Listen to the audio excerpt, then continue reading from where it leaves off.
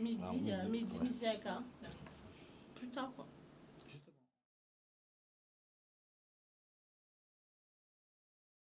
Bon, voilà, excusez-nous, donc j'ai pas une amorce de démission particulière. Alors, bonjour, amis téléspectateurs de Canal 10, amis de Culture Business. Ne vous fiez pas à la petite tâche là, hein, c'est pas une nouvelle mode, c'est juste un petit accident dans les toilettes. Voilà, très heureux de vous retrouver, Patrick Jean, pour vous servir dans cette émission Culture Business. Une émission qui, depuis un moment, sans prétention. Pourquoi je dis ça? Avec prétention. Avec prétention. Voilà. Nous assumons d'emmener notre pierre à l'édifice pour la construction d'une nouvelle Guadeloupe forte, économique. Culture business avec un cas, le cas de Karukera, pour bien marquer une différence, une identité propre à nous-mêmes, notre conception du business, la manière dont nous avons dans les relations et tout, nous affirmons que nous sommes différents et nous l'assumons. Voilà, donc aujourd'hui c'est le deuxième volet d'un sujet qui était particulièrement animé la semaine dernière. Nous avions entamé une discussion sur les nouvelles relations. On se projette, quelles nouvelles relations entre l'entreprise et la collectivité de proximité qui est la mairie. Comment imaginer de nouveau réinventer. Donc voilà, donc à partir de cette question-là, qui est une question très très vaste, puisque une entreprise au départ a une relation de proximité avec sa clientèle d'achalandise et ensuite se projette sur une plus vaste étendue. Donc, il est important que cette entreprise-là se sente bien dans son environnement, soit posée et qu'elle puisse avoir les conditions de son évolution. Voilà un peu les sujets qu'on va aborder. Pour ça, nous aurons deux universitaires qui vont nous donner le champ des possibles avec M. Jim Lapin, qui est maître de conférence à l'UAG, et M. Fred Deher, qui est lui aussi maître de conférence à l'UAG en droit public, qui vont cadrer un peu nos folies à Francimé et à moi. Francimé, comment tu vas? Très bien, comme d'habitude, toujours heureuse de retrouver nos téléspectateurs aujourd'hui. En pleine forme, on va dire. Rester sur ma fin par rapport à samedi dernier. Donc là, on va vraiment étaler le fruit de nos réflexions. Oui, je pense qu'elle était très courte et je me suis posé la question, est-ce qu'il faut faire un troisième volet? On verra. Très bien. Alors, on va présenter nos invités tout de suite. Alors, Amy, bonjour. Bonjour Patrice. Voilà, bonjour à tous, bonjour à toutes. Oui, on se connaît. Et vous êtes chez vous. Donc, je te laisse te présenter. Donc, je suis Amy Abenzoa. Je suis praticienne en massage bien-être et bioesthéticienne. Très bien. Qu'est-ce que ça veut dire bioesthétique? Alors, la bioesthétique, c'est l'esthétique, mais avec une intention d'harmonie entre le corps et l'esprit. C'est mettre beaucoup de respect, on va dire, beaucoup de choses naturelles, beaucoup de bienveillance dans le soin esthétique, au final. Parfait. Attention. C'est très important. C'est une continuité entre l'émission d'avant. C'est ça. Il y a une émission sur la naturopathie juste avant, avec un homme merveilleux qui fait un travail extraordinaire, qu'on salue d'ailleurs. Alors, Monsieur Chadru, comment ça va? Ça va très bien. Merci d'être avec nous. Parfaitement bien. Voilà. Je rappelle que tu es plasticien. Oui, oui, artiste, peintre plasticien, oui, sculpteur, peintre, et aussi fondateur de l'Institut MC2 en développement personnel. MC2, ça veut dire? Méditation consciente et créative. Wow. Donc, l'Institut existe depuis 2013. Je suis en train de le refonder, de le redémarrer. On va dire sous les chapeaux de roue. Donc, en fait, si je comprends bien, donc tu associes le développement personnel à la dimension artistique. Ben, en fait, ou c'est deux choses complètement méditation consciente et créative, la création dépasse de loin le seul cadre artistique. Très bien. On va voir ça tout à l'heure. Alors, nous allons bientôt vous faire, on va écouter des témoignages. Ce sont des chefs d'entreprise qui vont donner leur avis sur cette question qu'on leur a soumise. Je rappelle que nous avons décidé d'imaginer toute la problématique du monde de l'entreprise avec un certain nombre d'items. Et par rapport à ces items, d'y apporter des éléments en termes d'actions concrètes ou bien de possibilités pour améliorer, optimiser cette fameuse relation, puisque la collectivité a besoin des entreprises, puisque les entreprises agissent sur l'attractivité de la ville, sur aussi l'emploi, la lutte contre le chômage, mais aussi l'entreprise a besoin de la collectivité puisque c'est elle qui définit l'institution, le code de fonctionnement et les orientations. Juste samedi dernier, on a vu quelques points, secteurs bien précis. On a vu l'événementiel, l'attractivité de la commune, le transport et la circulation et aussi la communication. On s'est bien rendu compte qu'en fait, dans le cadre légal, parce que Raphaël Lapin, qui était là samedi dernier, a bien précisé qu'il parle de puissance publique, nous on parle d'institutions, de collectivités locales, pour rester dans la proximité avec les acteurs, mais en fait, le cadre légal qui nous est fixé, en fait, nous dit que l'État est là juste pour organiser et fixer les conditions pour le développement économique. Pas dans l'opérationnel, mais dans l'organisation. Alors, nous, la réflexion que nous avons menée en amont, c'est que dans ce cadre-là, justement, comment peut-on améliorer ces relations, justement pour augmenter l'attractivité des communes? Parce que, imaginons qu'un entrepreneur veut s'installer sur un territoire quelconque, mais peut-être qu'il va se dire, si on a pris l'exemple de Déhay, qui vraiment est une ville touristique où le développement touristique est en avant, qu'est-ce que je trouve à Déhay dans le domaine touristique? Où est-ce qu'il va se diriger? Le réflexe, c'est d'aller voir à la mairie parce que c'est le premier contact, en fait, institutionnel qu'on a. Et tu disais brillamment que le maire, il est tout puissant dans le sens où il est le premier sollicité, que ça soit pour les particuliers ou les professionnels. Donc, pourquoi pas, les propositions qui ont été faites samedi dernier, c'était d'améliorer la communication des institutions elles-mêmes, que ça soit plus proche, parce que très souvent, les entrepreneurs ne connaissent pas toutes les strates du millefeuille qu'on a. On a les mairies, mais on a aussi les EPCI, on a le conseil régional, on a le département, on a l'association des commerçants. Bref, pour un peu mieux connaître tous ces acteurs du millefeuille, être plus proche, avec des supports différents. Tu avais proposé aussi la régie pub dans des mairies pour justement avoir un meilleur site, améliorer la visibilité des acteurs du territoire. Il y a eu beaucoup de propositions. Voilà, c'est ça. Donc, on n'est pas en train de sortir du cadre, mais en tout cas, la réflexion porte sur une amélioration. Parce que dans tous les témoignages qu'on va écouter, même ceux de samedi dernier, je n'ai jamais entendu un entrepreneur dire que sa relation avec la commune, avec la ville ou le maire, était bonne, le satisfaisait. Tout à fait. Donc, ça prouve qu'il y a des améliorations à porter. Et on met notre pierre. Voilà. C'est ce qu'on dit tout le temps dans cette émission, c'est-à-dire que s'il n'y avait pas de problème, il n'y aurait pas de raison de faire débat. Ça veut bien dire qu'il y a une problématique à résoudre. Et là, M. Lapin rappelait que effectivement, la commune ne peut pas tout. Oui. Il n'empêche que le citoyen, lui, quand il a une problématique, il vient voir le maire. Bien parce sûr. que même là où Timoun a sorti l'école, Timoun a un diplôme, il a dit, bah, vraiment là. C'est un réflexe que nous avons. Donc maintenant, il y a deux dynamiques. Est-ce qu'on va rééduquer le peuple ou utiliser son fonctionnement pour lui apporter un maximum d'informations, que tu l'as bien signifié que, effectivement, dans le millefeuille où on ne sait pas le développement économique, on dit que c'est la communauté d'agglomération, on dit que c'est la région. Après, donc les chefs d'entreprise, des fois, ont du mal à s'y retrouver. Et la principale solution qu'on a proposée, c'était que la mairie, le maire se fasse le relais des autres institutions dans son territoire. Vous voyez, c'est ça. Tu avais proposé aussi, pourquoi pas, mettre une antenne de l'EPCI dans sa commune, que ça tourne, comme ça qu'on soit plus proche, que les entrepreneurs puissent trouver quelqu'un en face pour leurs différentes démarches, en tout cas. Voilà. Il s'agit simplement d'optimiser cette démarche, d'aller plus loin. Et pour ce faire, on va partir sur les problématiques, on va écouter nos chefs d'entreprise. Et M. Fred est déjà en ligne. On va faire une synthèse avec lui sur cette question pour voir le champ des possibles en droit public sur ce qui est possible de faire, attendu que quand on analyse dans d'autres pays, on regarde aux États-Unis comment ça se passe, l'entreprise a une autre place. Nous, dans la Caraïbe.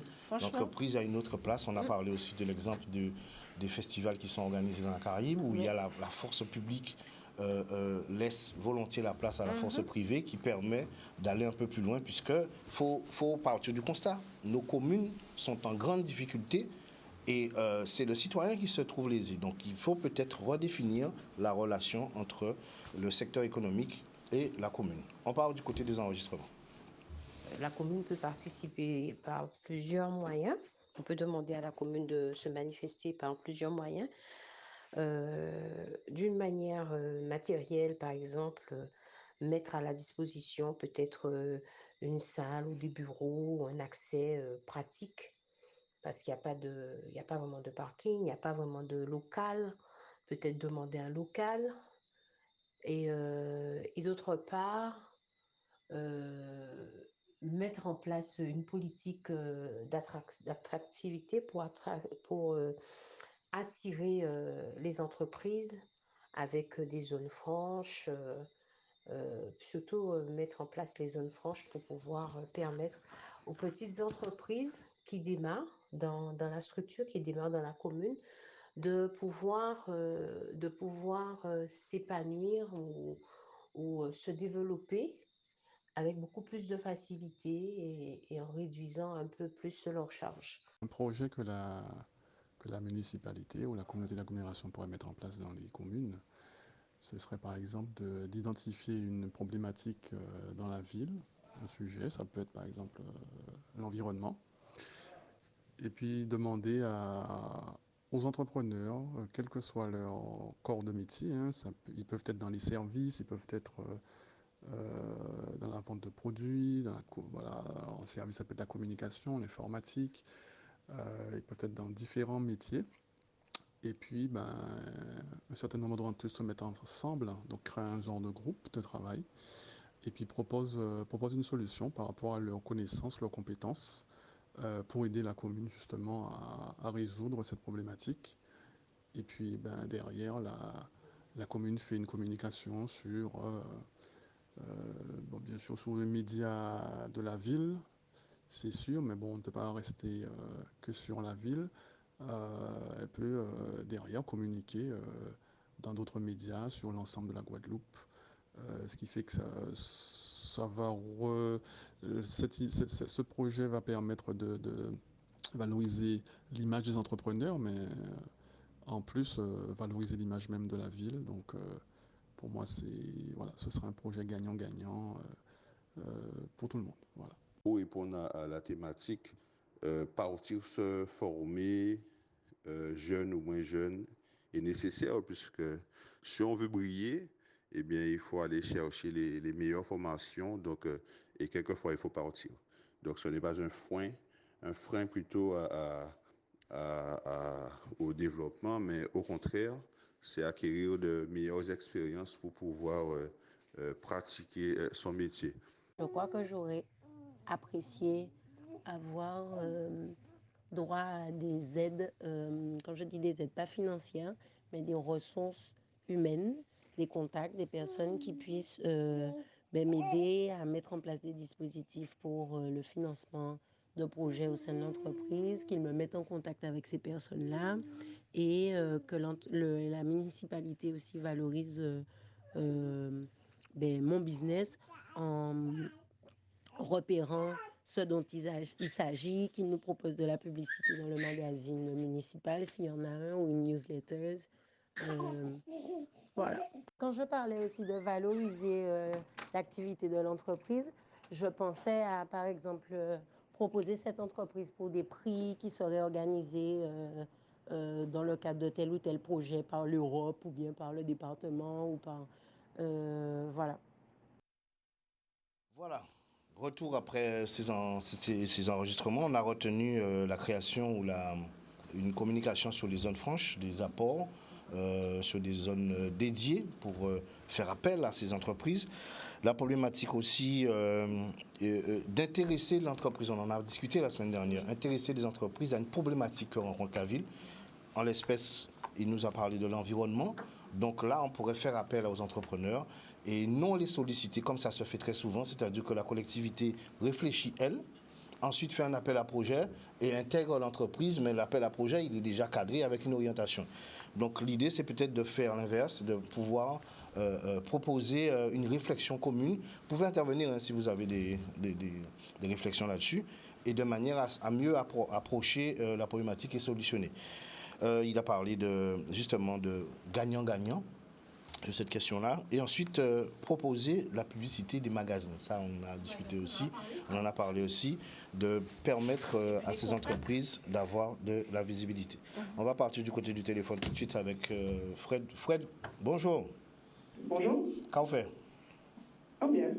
Kwachembe, nous là. Merci d'être avec nous dans Culture Business. Merci. Ouais. Alors, je rappelle que tu es maître de conférence en droit public. Alors, d'emblée, je voudrais faire relever deux choses. Premier élément, bon, on fantasme beaucoup les possibilités des communes en matière économique. La compétence économique, c'est une compétence régionale. Et ça veut dire que les aides directes, parce que quand on parle d'entreprise, soit l'entreprise, elle est partenaire de la collectivité au sens où elle lui vend une prestation, et donc voilà, donc l'entreprise a une relation où elle se fait payer, soit on est une entreprise qui sont accompagnées. Mais l'accompagnement par des aides financières, c'est une affaire régionale. Ce qui veut dire que ce qui reste à la commune, c'est une compétence d'aménagement économique, elle-même transférée aux EPCI. Ce sont les EPCI qui ont cette compétence, qui est une compétence d'aménagement. Donc souvent, on imagine que la commune et que le PCI va faire de grandes choses, mais c'est d'abord une compétence d'aménagement qui peut aller loin, notamment en matière d'immobilier d'entreprise, c'est-à-dire la possibilité de céder du foncier à des prix intéressants, etc. Mais hormis cela, il faut bien comprendre que dans une société libérale, c'est les entreprises qui créent la richesse.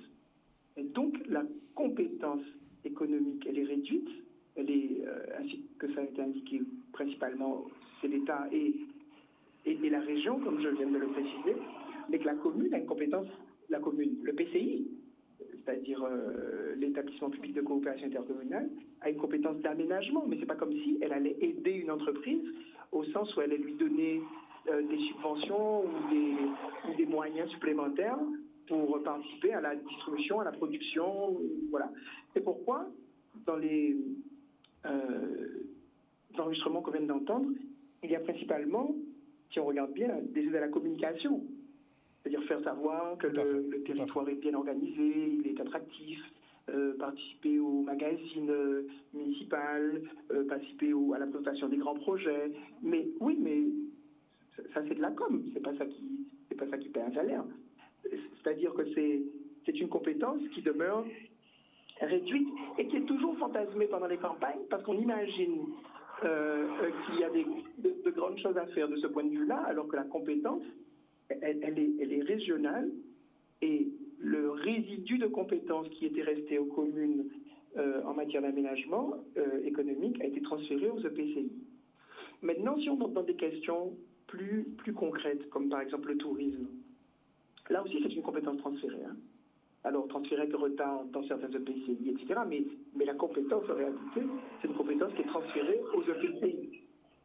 Et alors, ce qu'on peut voir du point de vue des communes, c'est qu'elles peuvent informer, elles peuvent faire leur marketing territorial, c'est-à-dire toute une communication sur le caractère paisible ou attractif ou dynamique parce que la démographie augmente ou qu'elle est plus ciblée, etc. On peut avoir là encore de la communication, mais c'est très difficile d'imaginer des changements profonds compte tenu de la répartition légale des compétences et qui est une répartition qui est conforme à ce qui est une société libérale, puisque ce n'est pas l'argent public qui est financer l'activité économique. Alors Fred, si tu as bien entendu dans les discussions et il n'y a pas eu, à aucun moment on a entendu un entrepreneur demander des sous. Ils n'ont pas demandé de financement. Ce n'est pas une question qui revient. Par contre, on demande un accompagnement. Alors, tu as parlé de la communication. Il n'empêche qu'une commune, les sites internet des communes, quand elles en ont, parce que très peu ont des sites internet, et les Facebook des communes sont très très visités. Ce sont des pôles d'attractivité. Donc là, il y a certaines communes qui vont, par exemple comme Bemao, qui a permis à des entreprises de pouvoir administrer, de gérer un rond-point. Ça, c'est la commune qui a géré ça. Ce n'est pas Mais pardonne-moi. Mais juste là, c'est une chose différente. Là, la commune, elle est cliente. Je te le dis, c'est une chose différente. Là, quand une commune intervient sur un rond-point, ça veut dire qu'il y a deux situations. Soit elle intervient en tant que prestataire, soit elle le fait à titre de communication, c'est-à-dire qu'on lui donne la gestion d'un espace et le rond-point, disons, vous avez un rond-point Capes, un rond-point, on peut imaginer un rond-point Orange, mais on ne peut pas dire, je peux juste repréciser ce que j'ai dit. On ne peut pas non plus imaginer que l'impact de ces choses-là est déterminant. Mais bien sûr, c'est déterminant. C'est déterminant pour la création. Dans une proximité. Excuse-moi, Fred. En termes de proximité, une ville, je prends une ville comme le Lamentin. Si la commune permet à une boulangerie donnée de communiquer sur son site, il y a un impact énorme. Énorme. C'est en termes de on a 2 entrepreneurs qui sont avec nous, France Aimé qui accompagne les entreprises. Ces éléments de communication, comme ce sont des pôles d'attractivité sur le site web d'une commune, est très, très, très visité. Donc, si la commune fait un geste... Ça signifierait que la capacité de communication sur Facebook est supérieure pour une collectivité que pour une entreprise privée? Mais bien entendu, c'est une évidence. Bien entendu. C'est une évidence? Mais oui, c'est une évidence. Je te dis pourquoi c'est une évidence. C'est une évidence. C'est une évidence que je mets en doute. Parce que, et j'en veux pour preuve, pour celui qui écoute, d'aller consulter immédiatement Facebook ou n'importe quel machin et de voir que la communication publique n'est jamais supérieure à la communication privée. Enfin, ça serait quand même aberrant d'être dans un système dans lequel une entreprise privée communique moins bien qu'une collectivité publique. Non, c'est pas. On ne parle pas de communiquer moins bien. Je parle d'impact. On parle d'impact. C'est justement ça. C'est pourquoi j'ai commencé par cela. On imagine des choses, mais qui ne résistent pas toujours à l'analyse concrète. Dans quelle mesure on peut dire qu'une entreprise a plus de difficultés à communiquer personnellement, je veux dire par son Instagram, son Facebook, qu'une collectivité? C'est une idée que l'on se fait, mais si on va chercher concrètement, on verrait que ça n'est pas tout à fait comme ça. Je vais te donner un élément de réponse. Bon, que ça ne soit pas. Alors, je ne veux pas excuse-moi, mais je veux dire, on va pas rester. Attends, Fred. Que ça ne soit pas. Attendez, je vais juste terminer. Je ne veux pas polémiquer. Ce que je veux dire simplement, c'est que l'accompagnement dont on parle, comme c'est un accompagnement qui consiste dans la communication, je ne dis pas que c'est inutile, c'est parce que j'ai voulu dire. Je veux dire que c'est beaucoup moins important que ce que l'on peut imaginer. Je ne veux pas minimiser l'intérêt de l'implication d'une commune ou d'un PCI sur la communication des entreprises, mais je voulais simplement remettre ça dans son vrai cadre légal. D'accord. Concernant la question de légal ou pas, justement, c'est là qu'on voudrait savoir quelles sont les possibilités dans le droit français. On a parlé les communes ont du mal à déjà financer un site internet, on a rappelé les prix, on est autour les plus petits sites, on est autour de 20 000 €, voire plus. Et sous l'administration de ces sites, il faut quelqu'un pour pouvoir mettre du contenu. Donc ça coûte cher.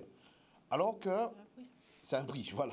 Dans certaines collectivités, et nous avons eu des exemples, qui ont fait en sorte que les entreprises, on peut mettre un annuaire sur le site de la commune, ce qui va permettre aux entreprises de payer une redevance pour pouvoir être sur l'annuaire, avoir de la visibilité.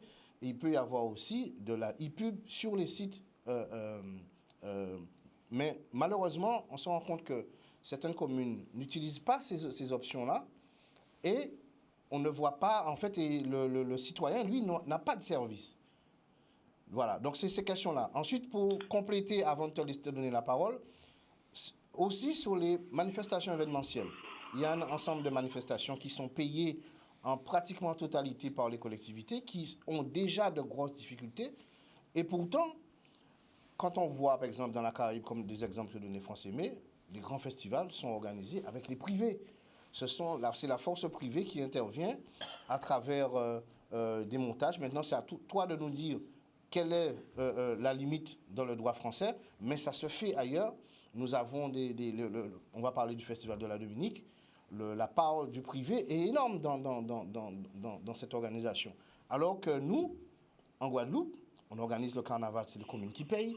On organise des fêtes patronales, c'est les communes qui payent. Et pourtant, les entreprises ont besoin de visibilité. Voilà, je te laisse commenter. D'abord, sur l'événementiel, d'abord, il y a une culture. Il n'y a pas de culture de dépenses publiques chez nos voisins. Donc ils n'ont pas, même pour faire une marina, ils utilisent le moins d'argent public possible.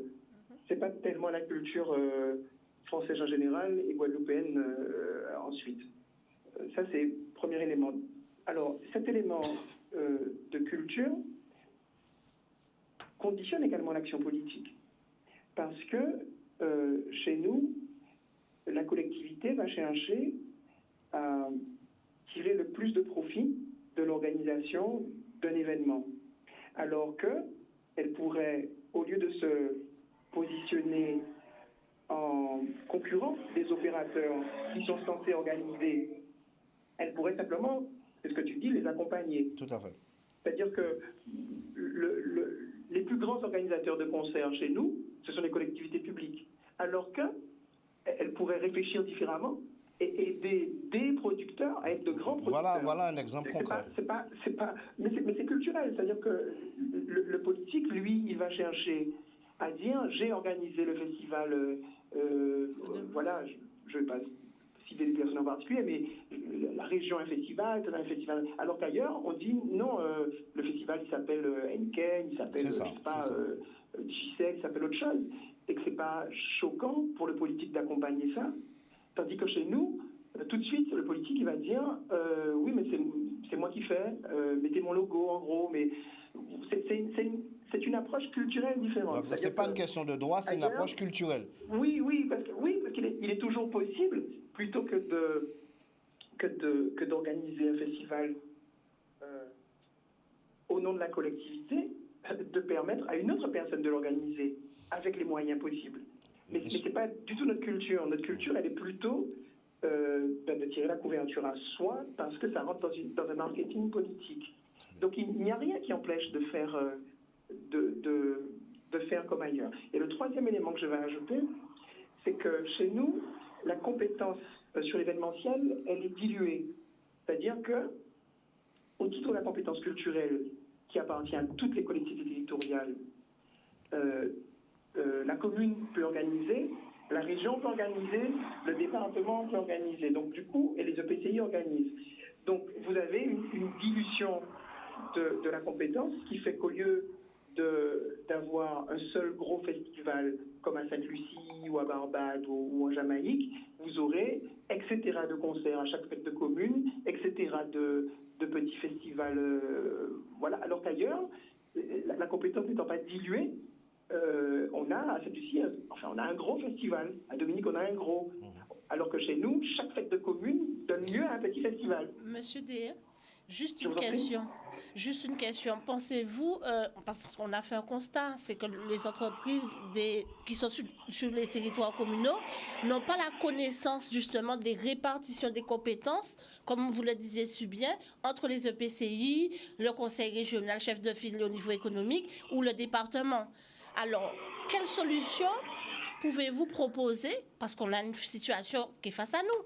Comment améliorer cette connaissance? Comment améliorer la communication entre ces acteurs économiques qui créent la valeur? On est d'accord sur ça. On reste dans le cadre. On n'est pas hors du cadre légal. Mais comment améliorer ça, selon vous? Mais vous l'avez déjà indiqué, que si dans chaque commune, on trouvait un interlocuteur capable de diriger la personne vers le bon interlocuteur, ça serait déjà une bonne chose. Et deuxième élément, mais vous l'avez indiqué déjà, si les moyens de communication, à la fois numériques et, je vais faire en papier, etc., les autres moyens de communication font apparaître l'ensemble des guichets utiles ou de la répartition des missions. Si on a ça, on aura fait un grand pas. Ça évitera déjà à l'entreprise de perdre du temps. Mais déjà, l'entreprise, elle pourrait déjà se rapprocher de l'organisation professionnelle à laquelle elle appartient. Elle pourrait... Moi, quand on nous dit, par exemple, une entreprise qui est affiliée à CCI est perdue dans la répartition, oui, ça, je comprends ça. C'est pas le métier d'un entrepreneur d'être un spécialiste de l'administration française. Par contre, s'il est affilié à la CCI ou à la Chambre des métiers ou peu importe, il est censé là trouver l'information déjà chez lui. Je parle déjà pas de la collective, déjà là où lui il est en tant que professionnel, il devrait pouvoir avoir un élément qui lui permet d'avoir une action utile. Alors, l'autre constat, pour aller dans votre sens, l'autre constat que nous avons fait avec M. Raphaël Lapin samedi dernier, c'est que justement, le réflexe de l'entrepreneur, c'est d'abord d'aller dans la proximité vers la mairie. Parce qu'elle fait le déplacement, elle va vers la mairie, mais n'a pas forcément le retour. Et Oui, qu'est-ce que la mais mairie dit le plus souvent? Qu'est-ce que la mairie dit le plus souvent? Ce n'est pas ma compétence. Mais ce qui est vrai. Mais c'est tout à fait vrai. Mais comment pouvons-nous améliorer ça? Dire que ce n'est pas sa compétence, c'est un fait. Mais comment résoudre la situation? Mais vous l'aviez déjà indiqué, c'est-à-dire qu'il faudrait mettre au niveau des EPCI ou alors des communes, peut-être pas un bureau, mais au moins... Une représentation, une permanence, ça peut prendre plusieurs formes. Qui permettent à une personne, au lieu de lui dire simplement c'est pas moi, mais lui indiquer voilà la bonne personne à laquelle il faut s'adresser, parce que là c'est un problème de fiscalité, ça c'est un problème d'aménagement, ça c'est un problème qui concerne votre taxe d'administration ménagère, donc c'est le PCI. Donc effectivement, du point de vue de la commune même, on devrait pouvoir trouver voilà, une cellule, un interlocuteur, enfin je ne sais pas comment dire ça, si c'est un bureau, un guichet, qui permet à la personne de se retrouver. D'accord. Fred, alors on va avancer un peu. J'aimerais te soumettre un certain nombre de problématiques et tu me donneras un avis là-dessus. Donc on va parler maintenant du foncier, sous la question, puisque c'était dans les enregistrements. Pardon sur le foncier. Oui, le foncier. Certaines entreprises qui auraient besoin que du foncier soit mis à disposition ou bien qu'on mette en place des espaces de coworking ou aussi l'achat ou la location d'espace. Alors, au niveau juridique, quels sont les freins et quel type de montage on doit mettre en place pour que la commune puisse accéder à cette demande? La commune ou une autre institution? Non, mais alors, dans ce cas-là, ça c'est l'aide à l'immobilier d'entreprise. Bon, on est sur une loi de 2004 qui a été déjà revue, mais c'est pas l'endroit. En fait, c'est pas l'endroit où on est le plus faible du point de vue de l'action des collectivités en général et des mairies en particulier, enfin des communes en particulier. Alors, il existe un dispositif qui est connu, qui est assez ancien, puisqu'il remonte au moins 2004, et qui permet l'aide à l'immobilier d'entreprise, c'est-à-dire à la fois, mais c'est surtout les EPCI qui le font aujourd'hui, à la fois à travers l'aménagement ou à consentir une aide dans l'accès au foncier qui appartient à la collectivité. Mais c'est là que c'est difficile. Où se développent les entreprises? Généralement dans les bourgs. Bon, le développement de la Guadeloupe, malheureusement, heureusement, le développement de la Guadeloupe s'est fait hors des bourgs depuis les années 90, parce qu'on a fait des grands centres commerciaux à l'extérieur des bourgs. Vous prenez l'exemple de Bemao tout à l'heure, qui est un assez bon exemple. Nous, on connaît Jarry, on connaît l'entrée du bourg de Bemao, mais le bourg en lui-même n'est pas un lieu d'activité économique. C'est toute cette partie qui est autour de la mairie, c'est pas... Personne ne va faire ces courses-là. Enfin, je veux dire, quand vous êtes Bémaotien, oui. Mais le non-Bémaotien, il n'a rien à faire là. Quand il arrive, avant le bourg, il a un grand centre commercial et il s'arrête là. Il n'a pas l'intention d'aller plus loin. Qu'est-ce qu'il va faire plus loin? C'est-à-dire que... Et on a fait pareil par rapport à Pointe-à-Pitre. On a mis un centre commercial de l'autre côté. C'est-à-dire quand vous quittez Pointe-à-Pitre et que vous allez au Gosier, vous avez un grand centre. Vous avez un grand supermarché, etc. Donc, ce qui a découragé ce qui a un peu asphyxié les bourgs. Alors, les communes, évidemment, ont des compétences qui permettent, de ce point de vue-là, de permettre l'accession au foncier. Mais le foncier, même dans le bourg, la pression est déjà très forte et ça présente en réalité assez peu d'attractivité pour les entreprises qui préfèrent se placer à côté des grands centres où il y a nécessairement plus de passages. Bien sûr, on peut réserver deux cas. Le cas de Basse-Terre et de Pointe-à-Pitre. Basse-Terre, bon, la situation est un peu plus difficile en raison de la démographie qui baisse plus vite. Mais à Pointe-à-Pitre, il y a encore un espace pour ça. Mais si on regarde les autres bourgs, est-ce que c'est dans le bourg de Saint-Roch? Est-ce que c'est dans le bourg de, je ne sais pas moi, de DR ou de Pointe-Noire que la commune va disposer d'un foncier pour mettre à la disposition d'une activité économique, alors que dans le développement même de la Guadeloupe, c'est pas propre ni à Pointe-Noire ni à DR, ce qu'on a recherché, c'était des grands centres hors des bourgs. Donc même si la commune conserve une compétence, elle elle a peu de facilité ou peu d'opportunité d'exercer vraiment cette compétence d'accession au foncier par le fait qu'il n'y a pas d'attraction dans les bourses sur les questions économiques. Je ne sais pas si j'ai été assez clair. Alors, j'essaie de faire vite. Très bien. On va revenir aussi sur il y a une proposition qui est une demande, qui est de mettre en place des moyens logistiques. Est-ce qu'il y a une contrainte aussi sur cette possibilité pour la collectivité de mettre en place, je ne sais pas, des chapiteaux est-ce qu'il y a des contraintes qu'on peut imaginer? Non, il n'y a pas de... La seule contrainte est financière, c'est-à-dire que quand la commune aide, ça lui coûte de l'argent, mais il n'y a aucun obstacle juridique. D'ailleurs, les EPCI font généralement en Guadeloupe cette partie du travail, c'est-à-dire d'aider, lorsqu'il y a manifestation, d'aider par la mise à disposition. Oui, mais aujourd'hui, ça se fait essentiellement pour les associations, parce qu'il y a un intérêt politique, mais pour les entreprises. Pour les entreprises, on le fait de manière, de manière indirecte. Les EPCI arrivent à s'en sortir. Il n'y a pas vraiment d'obstacle juridique qui empêche la mise à disposition de moyens logistiques. D'ailleurs, tout à l'heure, vous avez cité une commune, d'ailleurs, c'était Bemao, qui a vraiment, en termes de logistique, beaucoup accompagné les entreprises. Et ça pose pas il n'y a pas d'obstacle juridique. Simplement, ça coûte à la collectivité, ça coûte à l'EPCI de faire. C'est un poste budgétaire. Mais il n'y a pas d'obstacle juridique. Il y a juste une question d'opportunité financière. Il n'y a pas de...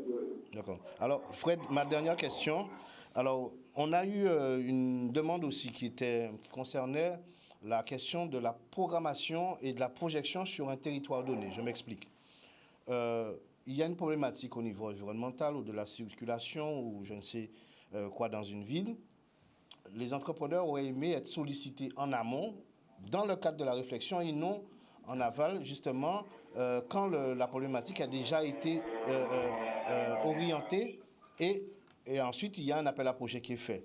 Donc là, l'entreprise a une marge de manœuvre beaucoup moins évidente, alors qu'elle peut être associée à cette réflexion. On va prendre l'exemple de Pointe-à-Pitre. Quand il y a, c'est un exemple que tu connais bien, quand il y a une réflexion sur l'aménagement ou sur le développement ou l'attractivité, il est préférable de consulter d'abord les entrepreneurs pour concevoir un projet au lieu que ce qu'on voit très souvent, parce que c'est ce qu'on voit très très régulièrement, on entend des appels à projets et on demande aux chefs d'entreprise de rentrer dans le cahier des charges et pourtant ils n'ont pas été consultés sur la réflexion. Bon, dans le cadre de Pointe-à-Pitre, cette partie c'est Cap Excellence qui s'en occupe, mais ils ont un CODEV, ils ont alors je sais pas comment ils appellent ça, un conseil de développement dans lequel il y a une représentation à la fois d'élus et d'acteurs économiques. Mais effectivement, on gagne à consulter bien avant de se lancer, mais là, en termes d'organisation, je pense que la Guadeloupe prend plutôt un bon chemin, parce que c'est pas propre à Cap Excellence, mais d'autres EPCI ont cette démarche de consultation préalable. Même si peut-être elle n'est pas assez, ça n'est pas notre culture. Alors je veux dire pourquoi. En Guadeloupe, on a une drôle de perception de ce que c'est la réussite politique. C'est-à-dire qu'une fois qu'un conseil est élu, alors qu'il est élu, pas forcément sur la base de projets, mais sur la base d'une popularité, en fait, d'autres éléments, il peut estimer qu'il connaît suffisamment et la culture et l'économie, etc., pour cesser de consulter les acteurs et proposer des projets. Donc ça crée la situation que vous décrivez, c'est-à-dire quand l'entrepreneur dit « oui, mais si on avait consulté des professionnels, c'est pas ce qu'on aurait fait ». Bon, ça c'est notre culture. C'est notre culture chez nous. C'est-à-dire que quand une personne devient maire, elle est spécialiste de la culture, elle est spécialiste de l'économie, elle est spécialiste de tout. Alors que ça, c'est un problème de culture politique. Parce que le même homme politique que vous connaissez là, aujourd'hui, quand il devient maire demain, le jour où il devient maire, il est persuadé qu'il est spécialiste de culture, spécialiste de plein de choses. Alors que 2 jours avant, il ne l'était pas. Ça, c'est un problème de culture. Heureusement, dans l'organisation actuelle des EPCI, en particulier d'économie, on a davantage qu'avant, je ne dis pas que c'est optimal, on a davantage qu'avant une recherche de consultation Et c'est effectivement ce qu'il y a le mieux, parce que c'est l'acteur économique, dans la mesure où c'est lui qui investit, c'est lui qui dépense de l'argent, c'est lui qui sait ce qui est bon pour lui. C'est lui qui sait où il va gagner de l'argent. Et donc, il est bien mieux de le consulter avant de passer à une phase opérationnelle. Ok. Bon, Fred, je te dis merci Mais de nous avoir bien éclairés. Et puis, tu as une actualité, il me semble, au niveau... Oui, j'ai l'actualité musicale, mais ce n'est pas le thème. Merci de m'inviter à partager, mais c'est bon, au contraire. Oui, tu peux, au contraire. Non, je vous encourage à continuer les émissions intelligentes, parce que ça aide tout le monde. Ça aide tout le monde. Ça aide non seulement les acteurs, mais aussi même les clients. Et ça aide à comprendre l'ensemble de la Guadeloupe. Il y a un élément que vous avez effleuré tout à l'heure, c'est qu'en Guadeloupe, on vit une situation particulière où c'est le déficit des entreprises qui financent les communes. C'est une situation particulière en Guadeloupe. C'est pas le public qui finance le privé. Ce sont les entreprises qui, en ne réclamant pas les intérêts moratoires, les entreprises qui acceptent des délais de paiement qui sont terribles, qui financent en réalité le fonctionnement des collectivités. Et cette situation-là est toxique. Elle conduit à une pression trop grande sur l'économie et elle conduit au stress des entreprises qui ont du coup peur d'investir et qui souvent meurent alors qu'elles sont créancières de plusieurs collectivités. Et ça, c'est un gros problème qu'il faudra au fur et à mesure traiter, parce qu'on ne pourra pas développer la Guadeloupe dans cette situation qui est anormale dans une société libérale. Voilà. Merci beaucoup de m'avoir invité et à très bientôt. À très bientôt. Merci Fred. Bye bye. Moi j'ai une question pour nos invités, parce qu'ils sont aussi entrepreneurs. Est-ce que dans votre territoire, vous êtes satisfait de cette relation que vous avez de proximité avec votre mairie? Vous exercez où déjà? Ça serait bien. Oui. Alors, personnellement, j'exerce à domicile, je me déplace. Et honnêtement, je n'ai pas de relation avec de collectivité particulière, si ce n'est les organismes qu'on voit en tant qu'entrepreneur, c'est-à-dire celles-là qui on verse les cotisations, etc. Mais honnêtement, Pas du tout. Okay. Non, pas de relation. Moi, c'est pareil, en tout cas, avec la municipalité de Lamantins. Donc, voilà, je ne sais pas d'ailleurs dans quelle mesure la collectivité de Lamantins peut m'aider, puisque l'activité artistique, ça relève d'un service culturel. Qui effectivement, comme je crois que tu l'as souligné, souvent, bien, les projets sont pensés, conçus par les élus, qui se prennent malheureusement pour des grands spécialistes de tout, alors qu'en fait, ils ont tout un réseau de professionnels très avertis, de spécialistes. Franchement, ça irait 10 fois plus vite si les professionnels étaient consultés, mais sur tous les sujets. Sur tous les thèmes, en fait. Oui, sur tous les aspects, sur tous les secteurs économiques. Moi, ce que je retiens là, dans ce que Fred a dit, là, c'est la phase où je dis n'importe quoi. Il ne faut pas dire n'importe quoi. Non, je préviens. Non, mais c'est-à-dire que vous avez bien compris, on vous dit que c'est un problème culturel. Vous l'avez noté. Oui, plusieurs Ça veut fois. dire qu'il n'y a pas de frein réel.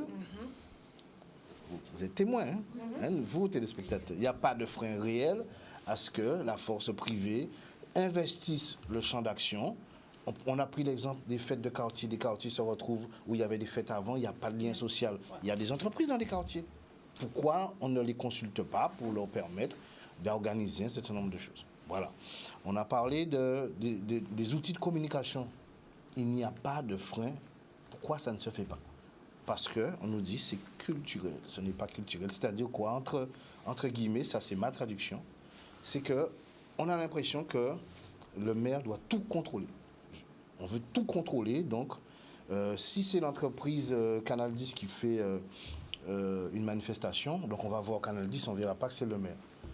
Mais par définition, c'est en co-construction avec la collectivité. Donc il faut que ça évolue puisque nos communes sont exemptes, elles n'ont pas les moyens. Donc faites en sorte qu'il y ait plus d'apport. Est-ce que ça veut dire que les acteurs économiques, c'est-à-dire les entreprises et les associations, devraient, elles, prendre le bâton de pèlerin et y aller? Mais proposer. c'est ça que M. Lapin disait. Voilà, c'est ça. À défaut de... On a parlé de réseautage où les entreprises doivent se constituer en organisation pour justement être des lobbies, carrément. Exactement. Donc, bon, c'est vrai il qu'il n'y a existe plus de... certains groupements déjà sur Voilà. place. Mais dans la commune, on peut fédérer, on peut organiser, prendre l'initiative d'organiser en tout cas. Voilà.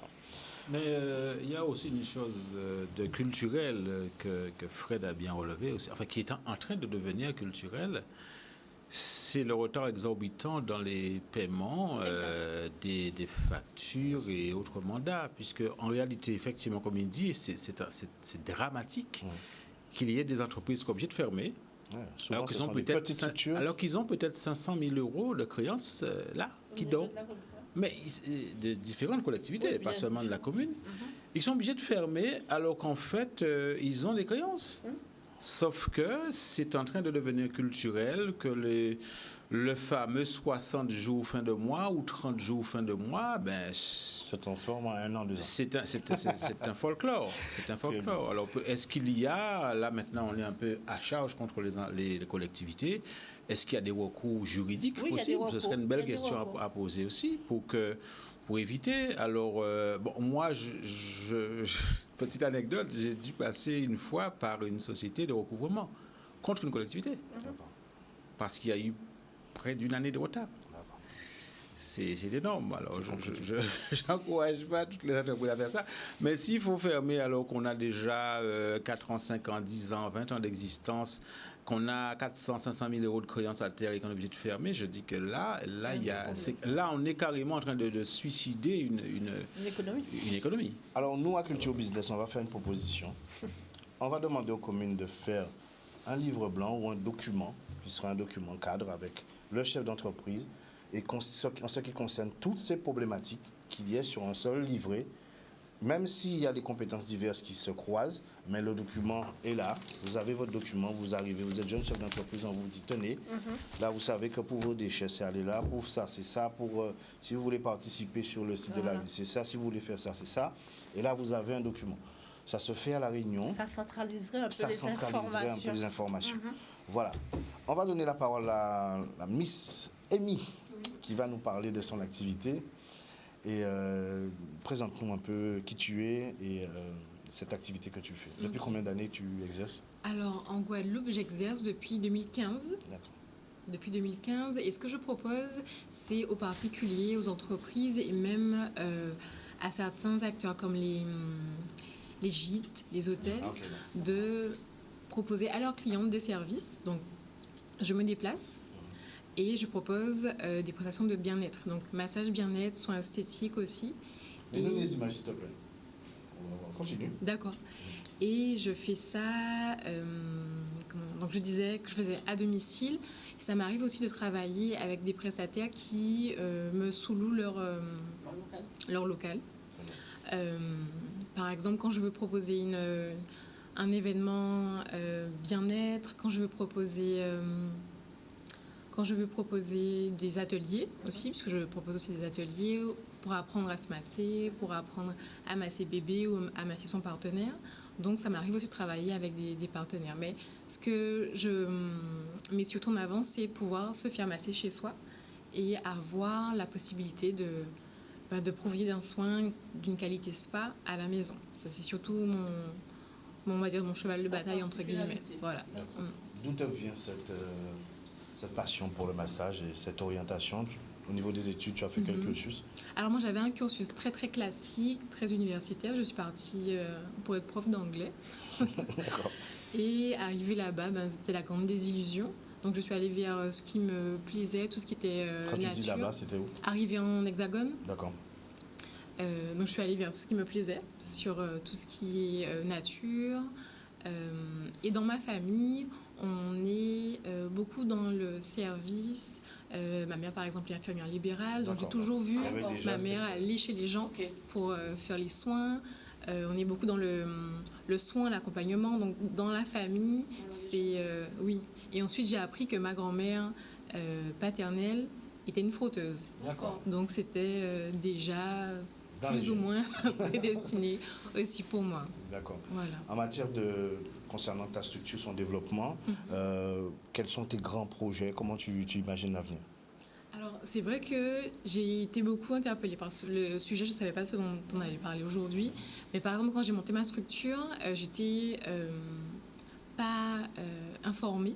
Donc, je ne savais pas forcément vers qui me tourner. Donc, j'ai essayé de faire un petit peu avec les informations que j'avais, que je pouvais glaner ici et là. Et c'est vrai que ça a été assez compliqué. Parce qu'au final, on a aussi un imaginaire sur l'entrepreneuriat et la réalité, elle est autre.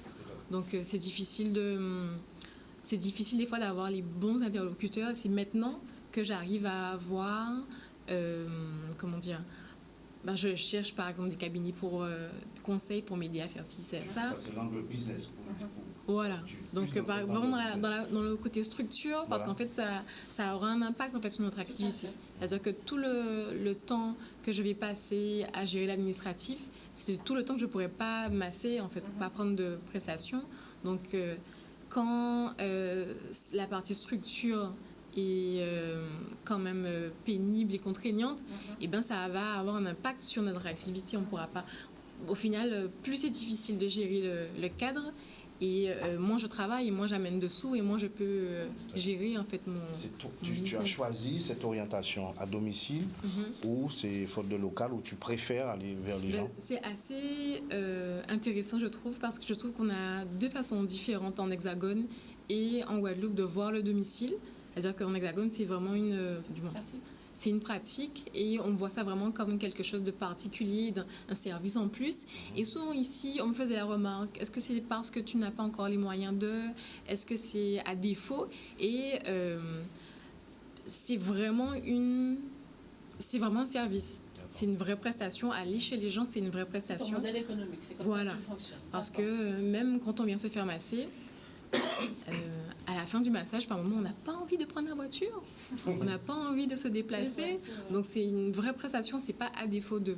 Ça donne aussi des informations sur le patient aussi, parce qu'on est dans son environnement. Voilà. Ça permet de déconstruire cet enjeu. Et puis souvent, quand on reçoit à la maison, comme on connaît déjà le cadre, on est déjà beaucoup plus détendu. Alors que quand on n'est pas le cadre, c'est vrai que par moment, on peut avoir quelques appréhensions. Mais il y a des avantages, des inconvénients à tout, parce qu'on ne peut pas maîtriser tout le monde. Comment? Tu arrives avec ton équipement? Oui, j'arrive avec la table de massage, avec les draps. Donc normalement, on n'a besoin de rien du tout, juste un peu d'espace. Mais sinon, j'arrive avec tout. Et je propose aussi ce service-là pour les gîtes, puisque c'est devenu aussi, on va dire, un gage de qualité qu'un hôtel ou qu'un gîte puisse proposer ce genre de prestations. Donc je travaille avec. À part la question bien-être, est-ce qu'il y a des pathologies particulières que tu traites? Alors, je ne peux pas parler de pathologie parce que je ne suis pas kinésithérapeute ou ostéopathe. Donc, on fait vraiment une vraie distinction, même dans le droit français. Donc, moi, je travaille vraiment en relaxation, détente. C'est vrai que ça va aider au niveau musculaire parce que je vais aussi je suis formée aussi en frottement traditionnel. Donc, ça va aider aussi. Mais c'est vrai qu'on ne peut pas m'appeler en cas de déplacement, de luxation, après par exemple un accident de voiture. On peut se faire masser aussi, mais on préfère d'abord sécuriser avec le kiné ou avec le médecin généraliste et ensuite passer sur de la détente et passer sur de la relaxation. Tu as dit que tu es formé en massage traditionnel. Il y a Oui. une formation? Oui, maintenant ça existe. En Guadeloupe, moi j'étais formée au moule. Après, c'est à la discrétion de chacun. On peut avoir quelqu'un de sa famille qui nous forme, puisque ça se fait beaucoup, ça se faisait comme ça, la transmission orale.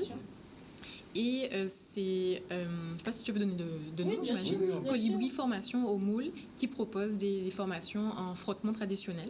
Donc elles ont réussi à réunir un peu les infos de tous les praticiens qu'elles ont pu voir pour proposer un protocole. Et ce qui est bien, c'est que ça permet vraiment d'asseoir tout ce qu'on entend un peu. Parce ma grand-mère fait ci, mon grand-père faisait ça. Mais le fait de réunir, ça permet d'avoir un savoir plus ou moins bien assis et théorisé de nos pratiques. Est-ce qu'il y a un complément sur la nutrition que tu apportes aussi? Un petit peu. Ou des conseils Un petit peu, mais j'apporte tous des conseils au niveau des plantes qu'on peut consommer, la façon dont on peut les utiliser pour soigner sa peau. Et j'aime beaucoup faire le lien entre la beauté et le bien-être. Pour moi, c'est important et du moins, c'est indissociable. Voilà. Numéro de téléphone. Alors, pour me contacter... Est-ce qu'il y a des formules pour les entrepreneurs? Je propose aussi du massage en entreprise, donc je me déplace avec la chaise de massage. Oui, très bien. Vraiment le domicile pour moi, le fait de se déplacer, de venir aux gens, c'est mon cœur de métier. Et on peut m'appeler au 06 190 34 16 80 ou simplement aller sur Instagram ou Facebook. C'est ma meilleure carte de visite. Oui, c'est vrai que tu as comment tu appelles ça? Comment tu appelles ta communauté? La Insta Family. Voilà. Elle est très active sur les réseaux, c'est très bien. Puisque comme je viens chez les gens, il faut pouvoir avoir confiance en moi. Donc, il faut savoir qui je suis, ce que je propose. Et c'est pour moi comme ça qu'on tisse du lien en fait, avec les gens. Très bien. Merci, Amy. Merci. Le nom de l'entreprise, c'est? L'essence d'un sourire. L'essence d'un sourire. L'essence d'un sourire. Bien trouvé. Voilà. Monsieur Chadru, c'est à toi. Tu as un événement là on peut remettre à l'image. Une actualité. Oui, alors effectivement, depuis 3-4 mois, donc depuis le redémarrage de l'Institut MC2 en développement personnel, donc ça commence à bouger un petit peu et chaque mois, effectivement, il y a une conférence et des ateliers de pratique de la MC2. Donc la conférence, c'est demain, en l'occurrence, pour ce mois-ci. C'est demain, c'est en ligne, donc on peut s'inscrire en allant sur le site de l'Institut MC2DP. Votre esprit est un système créatif. Comment en tirer le meilleur bénéfice? Ça, c'est le thème de la conférence de demain. Donc en fait, c'est un aspect en fait, de la méditation consciente et créative. Qui consiste d'une part à comprendre qu'en fait nous avons un système créatif, donc peut-être certains peuvent l'appeler esprit, etc. Parce que ça sollicite différents champs énergétiques. Moi je l'appelle un système créatif et j'explique un petit peu en fait comment on peut l'utiliser. Et ça c'est vraiment le cœur de la méthode MC2, de méditation consciente et créative. Et donc cet aspect qu'on va traiter demain, c'est sur le processus de création. C'est-à-dire, c'est quoi le système?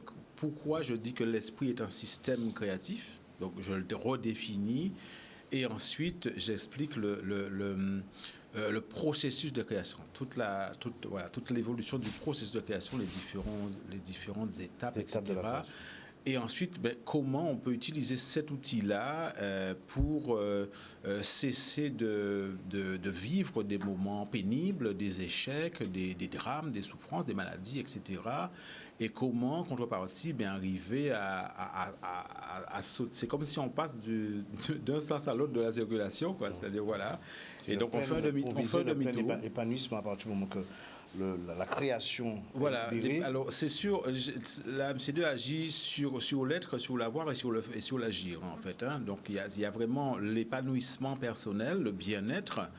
Mais il y a aussi la réalisation de soi, atteindre ses objectifs. Enfin, il y a un aspect qui concerne aussi les entrepreneurs. Qu'est-ce que tu peux nous dire pour que les entrepreneurs qui nous écoutent puissent s'inscrire à cette conférence ou aux ateliers que tu proposes? Alors, en fait, je vais à l'origine de... Par exemple, moi, je suis ingénieur de projet. Donc, je sais qu'à l'origine, il y a une idée. Et ensuite, il y a un projet, il y a une phase active. Mais qu'est-ce qui va impulser l'idée? Et c'est un état d'esprit, c'est un état de conscience. En fait, c'est une énergie qu'on a en nous et qu'on va après transformer en phase active, en stratégie, en plan d'action, etc. Mais il faut déjà être... C'est comme si, on met une casserole sur le feu, il faut que ça boue avant que ça commence à cuire. Mais il faut déjà faire ce travail énergétique, cette espèce de mise en vibration par rapport à ce qu'on veut faire, pour pouvoir ensuite être réceptif à quelqu'un qui fait de la communication, par exemple, et entendre. Et ça va impulser des idées. Donc, il y a un cadre énergétique, en fait, et qui va ensuite enclencher, en fait, tout un process qui va faire qu'on va trouver, comme par hasard, les bonnes solutions, les bonnes attitudes, les bonnes personnes, les bonnes relations. Pour avoir le lien d'inscription. Comment s'inscrire à cette conférence? Alors, on s'inscrit à cette conférence en ligne, d'accord? Donc, sur le site de l'Institut MC2DP, donc à la rubrique inscription, c'est très simple, hein, et on va dans mc2dp.com. Voilà, institutmc2dp.com. Ok. Ou sinon aussi, on peut me contacter par mon téléphone et WhatsApp. À quel numéro? C'est 06 90 56 89 90. D'accord. Et la conférence se passe demain de Donc quelle c'est heure à quelle heure? demain de 10h à 12h. Donc c'est en ligne. Donc Ok. les gens qui sont inscrits, ben, ils vont À la recevoir maison. tranquillement, ils vont recevoir le code. Après l'après-conférence, c'est Zoom. quoi? Alors l'après-conférence, 15 jours après ou 20 jours après, c'est-à-dire 11 et 12, week-end du 11 et 12. Donc c'est le premier week-end de la session de séance d'atelier MC2. Donc il y a 11 et 12 et puis après il y a 18 et 19. Donc sur 2 week-ends. Donc les gens peuvent en fait s'inscrire. Il y a 7 ateliers qui sont proposés. Donc les gens peuvent s'inscrire à l'atelier ou aux ateliers qui les intéressent pour avoir un complément d'information et aussi pour apprendre à pratiquer la MC2, la méditation consciente. Est-ce que sur ton site, on peut retrouver ton ouvrage? Alors oui, tout à fait. Parce que en réalité, cette méthode vient de 25 années de travaux de recherche en psychosociologie. Il y a eu une première publication en 2012. Et là, il y a une réédition donc, cette année. Et donc, c'est important déjà, je pense. J'incite beaucoup à acquérir Où est-ce qu'on peut trouver ton livre? cet ouvrage. Pour l'instant, il est vendu en ligne. Et donc, voilà, je ne suis pas sûr que je vais le mettre en librairie vu que c'est un petit peu cher. Donc, ça a un prix. Ça a un prix. Voilà. Oui. La notion de... Bon, je veux vraiment vous dire ça. Il est cher, en fait. Tout dépend de ton porte-monnaie. Voilà. Bon, je vais saluer un certain nombre de personnes parce qu'on est arrivé à la fin de l'émission. Samuel, salut la famille. Je veux saluer Brigitte. Oui. Et proposer un bon rétablissement et qu'elle nous revienne en forme. On salue aussi Ludivine qui est dans le froid là. Oui, qui est là-bas. Bon, merci à vous deux pour votre participation. Merci à monsieur Fred Dehay. Rapidement, ton numéro de téléphone. 0690 34 16 80. Contactez-la, messieurs. Et allez voir ce qu'elle fait sur les réseaux. C'est inspirant. Merci. Monsieur Chadouin, numéro de téléphone rapidement. Alors, 56 89 90. Et puis le site, c'est institutmc2dp.com. Très bien. François Milton, numéro de téléphone, on connaît déjà. Les entrepreneurs inarrêtables. N'est-ce pas? C'est Français. Voilà. Allez voir ça sur Internet, c'est super. Vous aurez aussi bientôt notre site internet culturebusiness.com qui arrive doucement mais sûrement. Vous aurez toutes nos émissions par thématique. Vous allez avoir nos masterclass aussi parce qu'on va proposer aussi des formations pour vous mettre en mouvement. Merci M. Jordan, merci à tous ceux qui participent avec nous, à toute notre équipe. Parce qu'il y a des personnes à l'écran, mais il y a d'autres aussi derrière. Merci à Canal 10 et à la semaine prochaine. Bon appétit!